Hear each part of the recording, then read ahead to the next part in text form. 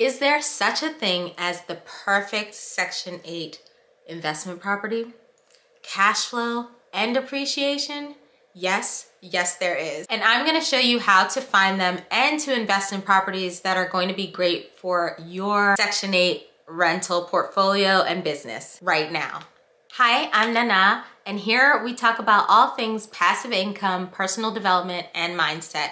I started from zero and created a 6-figure digital products business, and I've grown a passive income real estate investment portfolio, and now I love helping others do the same. Now, what do I mean by having the perfect property? A perfect property to me means that it has both cash flow and it appreciates. So when you start investing in real estate, cash flow is king. Cash flow is what you really want to focus on initially, in my opinion, because cash flow is what's going to be able to get you financial freedom. It's going to help possibly replace your 9-to-5, and it's going to allow you to cover your expenses, your lifestyle, and maybe even be able to eventually retire early.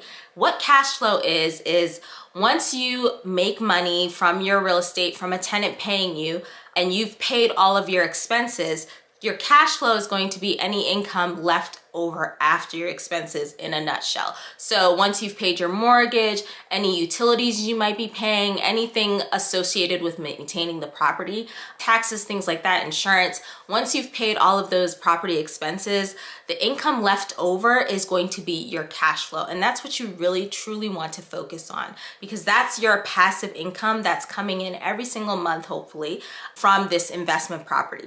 Now, appreciation is when your property increases in value over time. So let's say you bought your property for $300,000, and in 5 years it's now worth $500,000. Your property has appreciated $200,000. Now, appreciation is going to help you build your net worth over time, your generational wealth. Those are the things that you can utilize and pass on to your legacy, your children, things like that.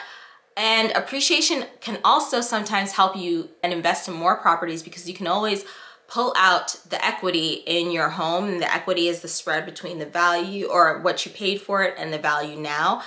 You can pull some of that money out to buy additional investment properties if you want to.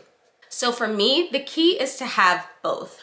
And if you're interested in learning how to actually start to invest in Section 8 rentals and for guaranteed rental income, go ahead and check out my free Section 8 Quick Start Guide for landlords and aspiring investors in the description box below. So the key to finding the perfect investment property that has both cash flow and appreciation is going to be, number one, location. Location, right? That's what they always say. So for me, location means good quality neighborhoods or up and coming neighborhoods. And the reason being is that the better quality neighborhood that your property is in my opinion, oftentimes the better quality tenant you are going to attract, because they want to be in better quality environments, better quality neighborhoods as well, for their families, for themselves, just like you or I would. Plus, your local housing authority, your local Section 8 housing authority is going to usually pay more per month in rent for a better neighborhood than a not so great neighborhood. So to actually find this, you want to go to your local Section 8 website and housing authority and find out exactly how much they would pay based on particular zip codes. And if you can't find their payment standards, you can also go to the HUD website to find out based on your local area. So the pros to purchasing a property or having a property in a better quality neighborhood is that you are going to usually get paid more by the housing authority. You're going to attract better quality tenants, and you are most likely going to get appreciation, because with better quality neighborhoods, a lot of times, or especially up and coming neighborhoods, there is room for growth with those up and coming neighborhoods. And because they are continuously improving, continuously growing, and people are constantly moving there, it's going to increase demand, increase with a lower supply, and you're going to get more and more value in your property, right? But the cons to purchasing in a good neighborhood are going to be that, unfortunately, oftentimes it is a little more expensive to buy in a better neighborhood than a not so great neighborhood, right? Because everyone wants to be in that area. So there is way more demand, way less supply. So the price of those properties often is a little, if not a lot higher than maybe in a not so great place. Also, if it's an already established older neighborhood, you're not necessarily going to get the appreciation in value that you might get in, say, an up and coming neighborhood, one that is slowly going from not so great to better. You're seeing a lot more development and things like that. You won't necessarily get that appreciation if it's an older, traditional, established neighborhood that has been a good quality neighborhood for years and years. That growth is not necessarily going to be there. You'll probably still get some growth, but it's not going to be exponential like it might be in an up and coming neighborhood. And the way that you can think about this is Amazon today, right, is a great company still, but there's a difference in having invested in the Amazon stock back in 1998 versus 2024, right? If you had invested in 1998 and let's say it was, I have no idea what the stock was, I'm making this part up, but let's say it was like $20, right? And you held on to that stock until now, the growth, the appreciation in your stock would be way more versus like you bought Amazon in 2020 and what it is worth today. It's way less. And that's because it was an up and coming stock back in 1998 versus now where it's way more established. So the exponential growth of appreciation or value is not necessarily going to be there. Hopefully that makes sense. So how can you tell whether a neighborhood is actually up and coming? Well, you want to see if there's a lot of new construction, lots of new home building, if they are building new malls, shopping centers, all these kind of developments. I always like to say if you see a new Trader Joe's or Whole Foods coming in, you know that area is primed for growth and it's a good up and coming neighborhood. But the Trader Joe's and Whole Foods thing is like my thing. Although there have been some studies, I'll try to find them, that say like if you see a Trader Joe's coming, you know that area is like on the up and up. And it has been proven, I think, to actually increase the value of homes statistically when a Trader Joe's or a Whole Foods moves into an area. And you want to look at this because for us, for me, when I am buying property, I am looking at long-term buy and holds. That is my strategy, is to buy and hold these properties as rentals for quite a while, 5 to 10 plus years, or ideally I would never sell them. So appreciation is still very important to me because over the years I want to see that growth. So another way you can look is by checking out your local city or your local county's comprehensive plan. And this is a plan that shows the plan for that area for the next 20 to 30 years of what's being developed, right? So that could be new sporting centers, new hotels, new actual housing developments, townhomes, all of those sorts of things are often included in those plans. And like I said, they go for like 20 to 30 years. So you can actually take a look at those comprehensive plans and see what this particular city, what this particular county has in store. And it'll give you a good idea of how much appreciation you're going to eventually see with that property that you purchase in that area. So the second key to finding your perfect property is going to be the actual property type, right? I personally love single family homes, but a lot of people also invest in multi-family, multi-unit properties as well.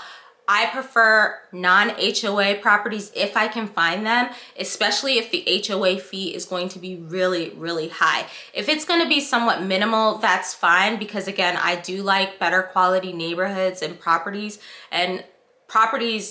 in better quality neighborhoods are often in HOA, so sometimes it's unavoidable, but I will still very much avoid anything that has an extremely high HOA fee.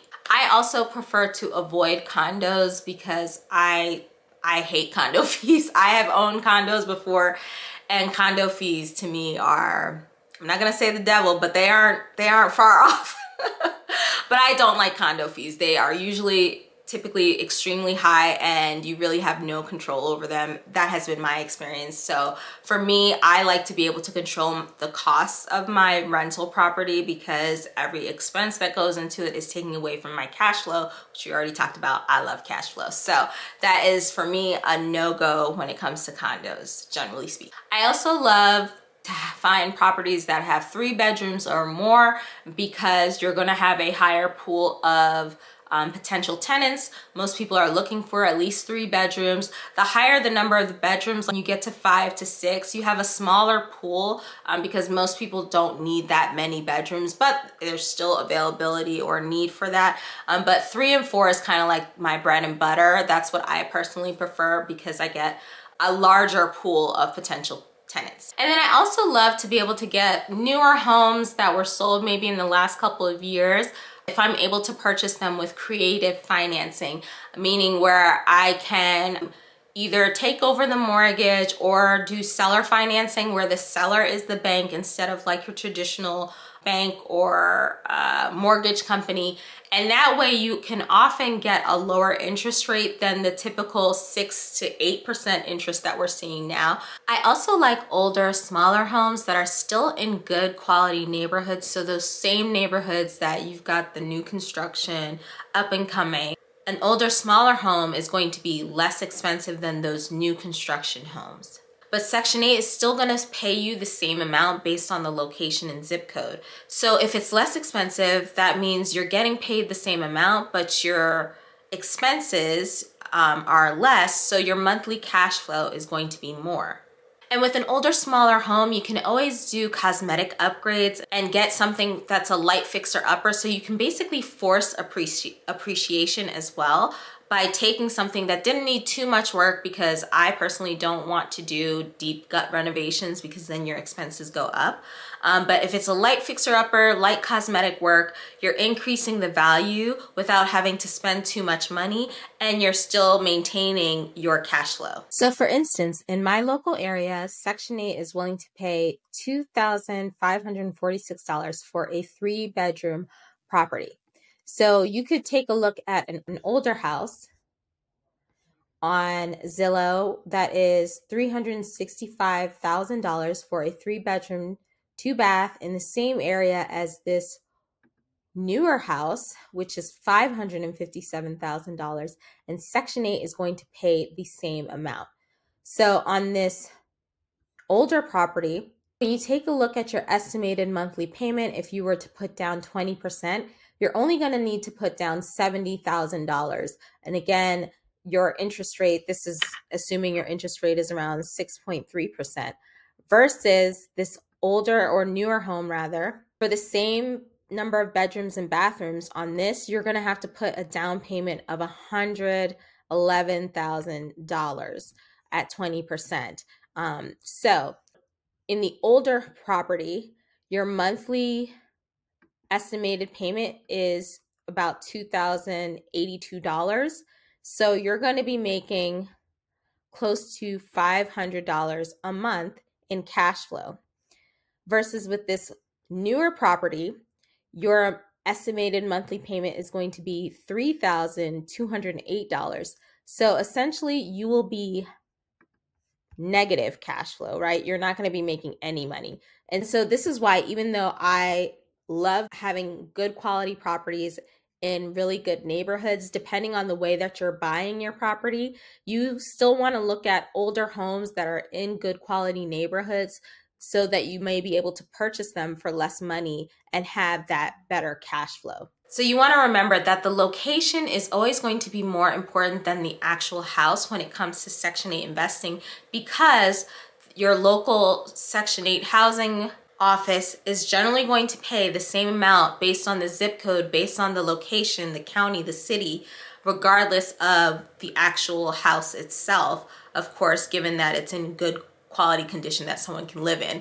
So the only thing that is going to be more important than the location itself is going to be the actual tenant that you choose, right? Because that's going to make or break your entire business when it comes to any sort of real estate that is buy and hold. And the things that a high quality tenant wants are a good landlord who's going to treat them with respect, a good location, and then a good quality property. It doesn't necessarily have to be the most expensive property, right?